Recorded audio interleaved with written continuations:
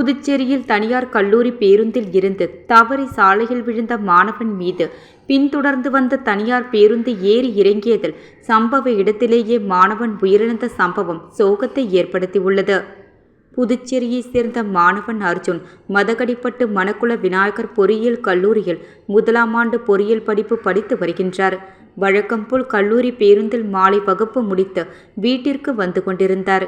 கல்லூரி பேருந்தின் படிக்கட்டில் நின்றபடி பேருந்து கதவில் சாய்ந்தபடி வந்தபோது திடீரென பேருந்தின் கதவு திறந்து நிலை தடுமாறி சாலையில் விழுந்தார். அடுத்த நொடியே பின்னாடி வந்து கொண்டிருந்த தனியார் பேருந்து மாணவனின் தலையில் ஏறி இறங்கியது. இதில் மாணவன் அர்ஜுன் தலைநசுக்கி பரிதாபமாக சம்பவ இடத்திலேயே உயிரிழந்தார். ஆனால் தனியார் பேருந்து நிற்காமல் சென்றுவிட்டது. இதுகுறித்து அப்பகுதி மக்கள் மற்றும் மாணவர்கள் அருகில் உள்ள காவல் நிலையத்தில் புகார் தெரிவித்தனர்.